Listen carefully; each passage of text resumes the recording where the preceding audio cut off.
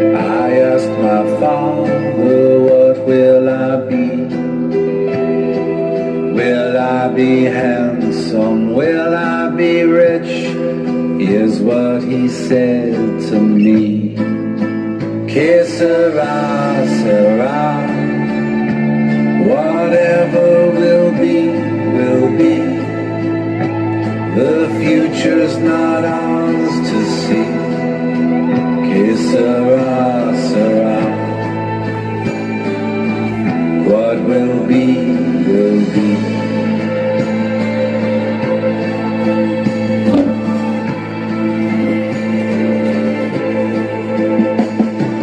Now I have children of my own. They ask their father, what will I be? Will I be pretty? Will I be rich? I tell them tenderly, que sera, sera. Whatever will be, will be. The future's not ours to see. Que sera, sera. What will be, will be. Que sera, sera. How you doing, guys? This is BG Dino, and I am the Turbodome Soldier. Today's movie review / show is going to be on the movie Five Nights at Freddy Part 2. Blumhouse Films, Jason Blum.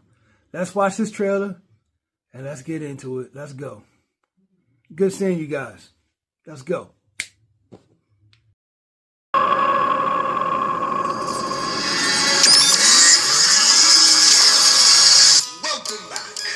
Are you ready to start the show? Count with me now. 5, 4, 3. They're out there, Mike. 2. Where? 1. Everywhere.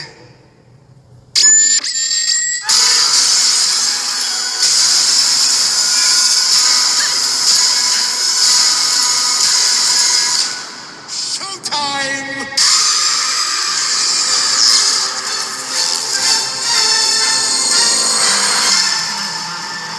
Five Nights at Freddy 2. Let's go, Blumhouse.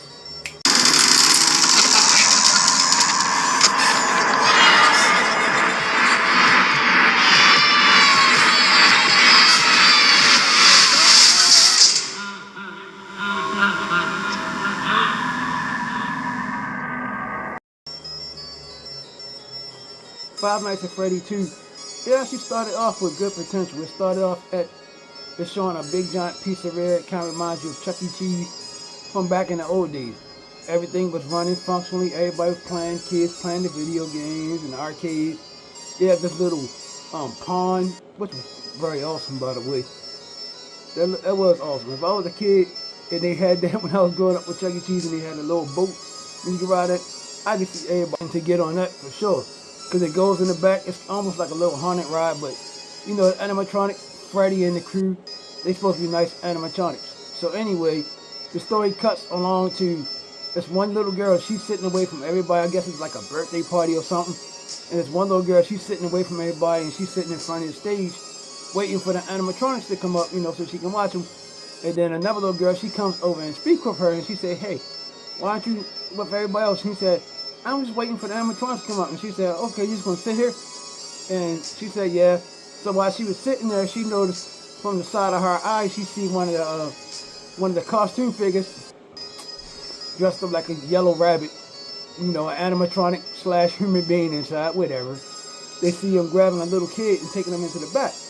And she sees it and she tries to contact parents. She say, "Hey, somebody just take a kid." And, you know, this movie went overboard with it. I mean, it's like no adult took this little kid serious at all. I mean, she said it to at least 3 or 4 different adults.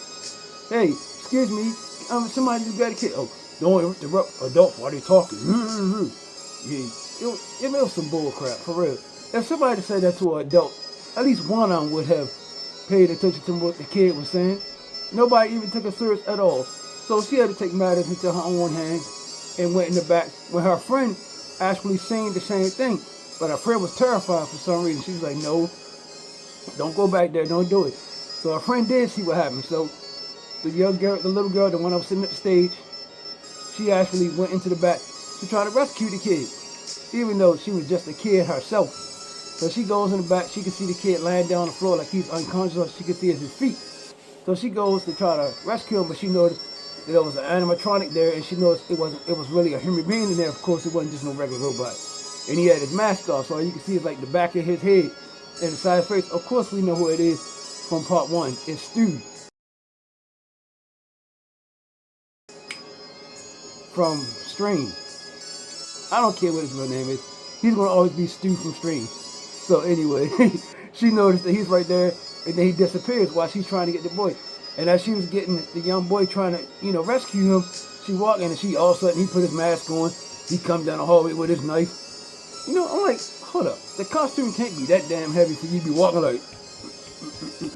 So anyway, he gets close to her, and she gets to the curtain where the stage is at, where she can actually go out and get help from everybody.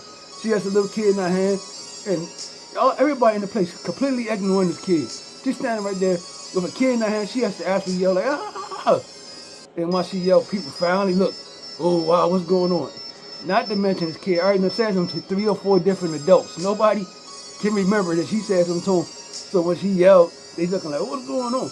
And then turn and find out the thing behind her, stabbed in the back 3 times. The little boy was safe, but she was dead, and everybody just looking.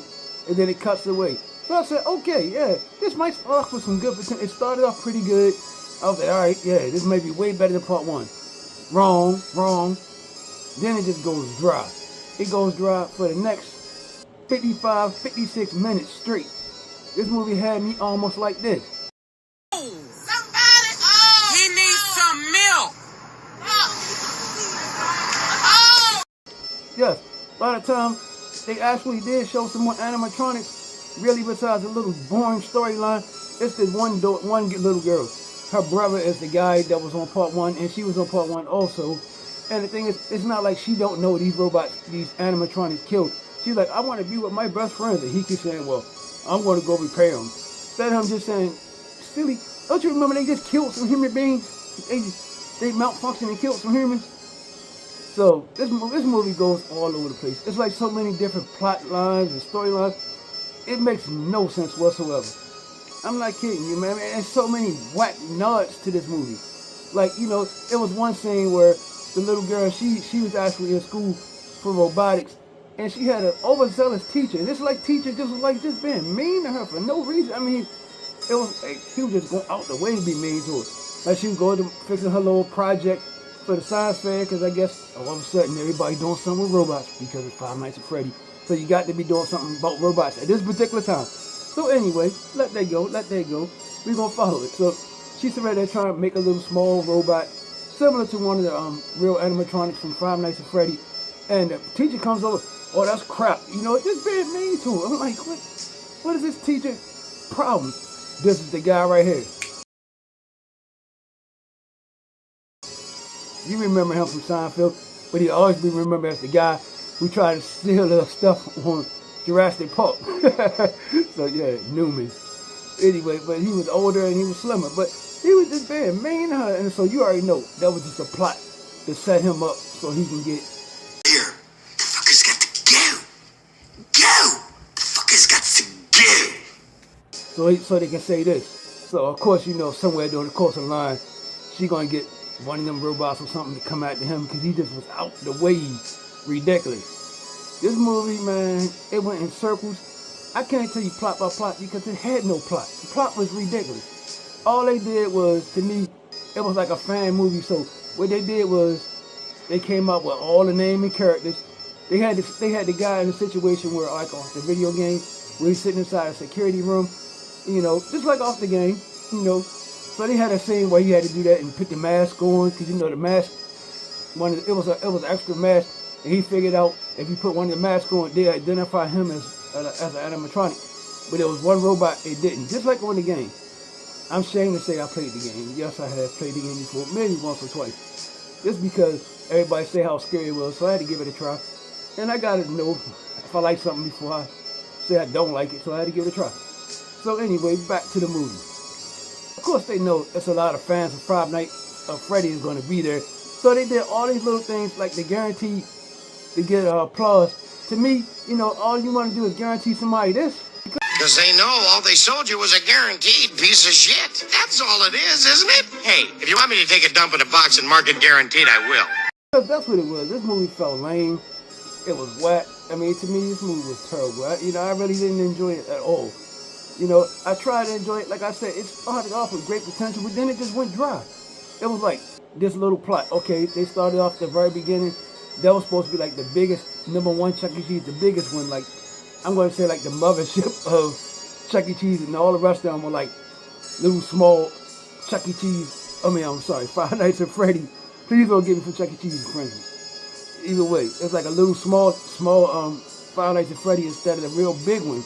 So at the very beginning, the guy, when she kept saying she wanted to see her friends, she actually ran away from home and went into one, and her brother, which is the guy from part 1, you know, Peter Malak from off Hungry Games. He was her brother, so he came there, he found her, she was there, and the place was like trash. And so he wanted to play a game with her. He said, okay, since we're here, just pretend you got 1 million tickets. Which one of these little prizes? You know how like they got the little counters at the little stores like Chuck E. Cheese and stuff like that in real life. And if you got tickets, you can get stuff. So this place been shut down forever. So anything that's there is old and rotten. So it was a pack of old lemon slices. I think everybody talked about that. I mean, these lemon slices was in a pack. He was actually going to give it to his sister for her to eat it, and she said it. But no, she seen an old toy on the ground. It looked like a speaking spell from back in the day, or a little baby monitor toy or something. She said, no, I want this. So this is how she was able to communicate with the animatronics. It gets to a scene. I'm brushing through this because the movie, like I said, the plot of the movie was not really that great at all. Trying to find out, they had some paranormal activity type people come, paranormal investigators. They came and they wanted to investigate the original Five Nights at Freddy location, and they go in there, and the security officer, he lets them in, and of course, you know, it was like a plot. He gets them all butchered and things like that. So to make a long story short, what was possessing the machines was the little girl who got killed at the beginning.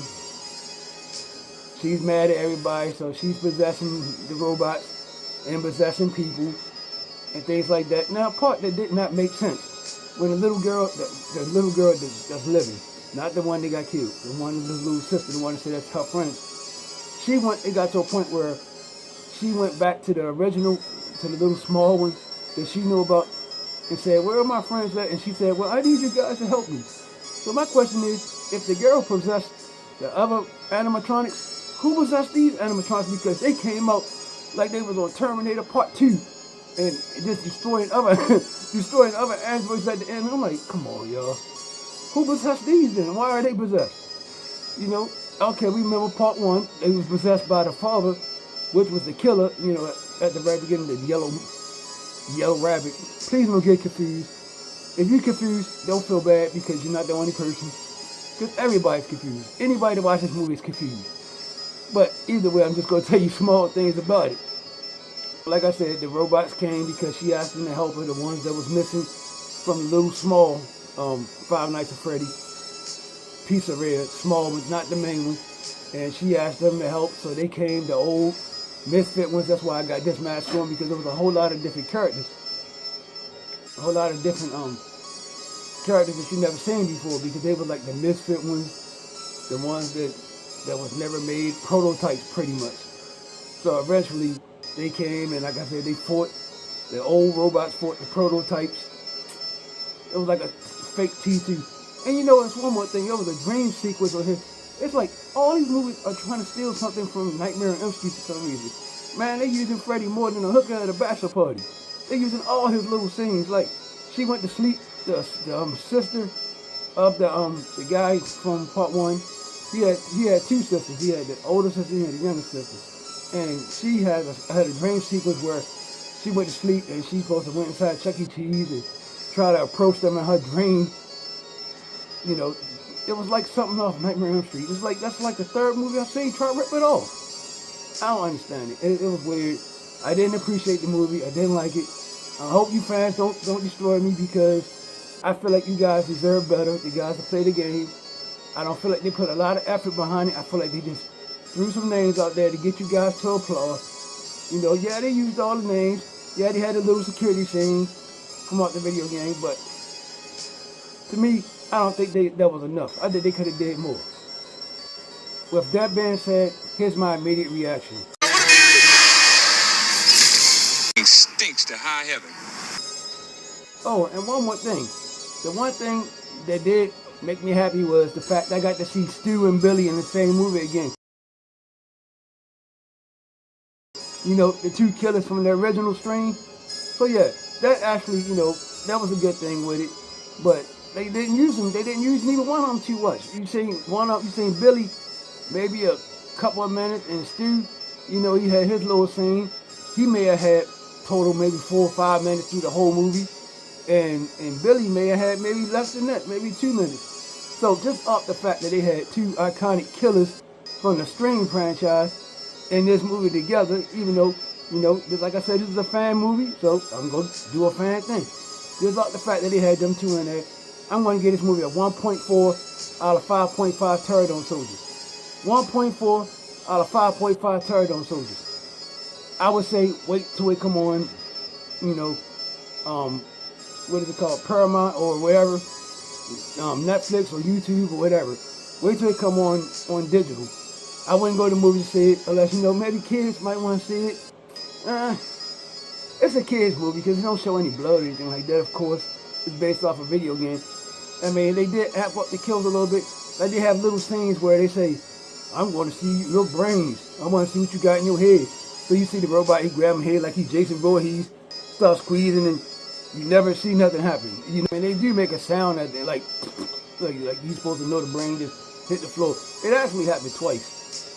So, you know, other than that, you know, the movie, to me, it fell flat. I think that Jason Blum or whoever took over the franchise after this, it seemed like it's going to be a part 3. It's most definitely going to be a part 3 from the way it ended. Because it showed a little Easter egg at the end where they showed, I think it was a fox. Yeah, it was a fox at the end. The one that was always missing. So, I guess it's going to be a part. And then, yeah, it is going to be part 3 because the other sister, the little girl who was possessing the robot, she ended up possessing her. I don't know, she was pretty angry. And I understand she did have a reason to be angry because nobody had listened to her, no parents listened to her, and ended up causing life. So I can understand why she's angry. You know, not to mention the fact that all the animatronics, they were able to leave the stores. You seen me on the trailer, but it was so lame that it wasn't even, no point even bringing it up. Like I said, the movie was lame. It was like rushed. To me, it felt like it was rushed. It felt like they just wanted to put out all the names of the people that people recognize, all the characters, you squeeze it all in there, and then don't do nothing with it. It felt like that's all they felt like they had to do. And you know, Jason Blum, he's starting to do this a lot. I mean, he started off so great when Blumhouse first came out. It's like, I think when they first came out, they was called Blumhouse. Do any of y'all remember that? When they first came out, they was called Blumhouse. As they got more popular, then it turned to Blumhouse. I remember that. So either way, with that being said, time for my honorable mentions. Shout out to the Dante Show Network. Shout out to June 5th. Shout out to my little sister, Miss Jersey. Subscribe to her channel, Forensic8888. She also does movie reviews and she does book reviews also, so give her a try. Check out my buddy eBooks. Check out my buddy Thug 2000. Check out my buddy Be Humble and Be Humble's podcast. Be Humble is an ex-military guy. He's a veteran. He helps out a lot of veterans. He does a bike tour. He has a lot of funny military stories. All these guys have content on TikTok, YouTube, Facebook, Instagram, and anything else, any other website. Give these guys a try. Thank you guys. This is BG Dino. I hope you guys enjoyed the movie. Thank you guys. If you enjoyed, like, subscribe, and share. Please talk about it. And guys, I also want to appreciate you. Let's give you guys a thank. I really appreciate you guys. My numbers are steady going up. It means you guys really enjoy my content. You guys really make me feel good. Thank you guys. You guys keep pumping me up, and I'm going to keep on pumping them out. Thank you guys very much. It's BG Dino, the Pterodon Soldier. Salute. Thank you guys. I love you, and please be safe. Thank you guys. Bye.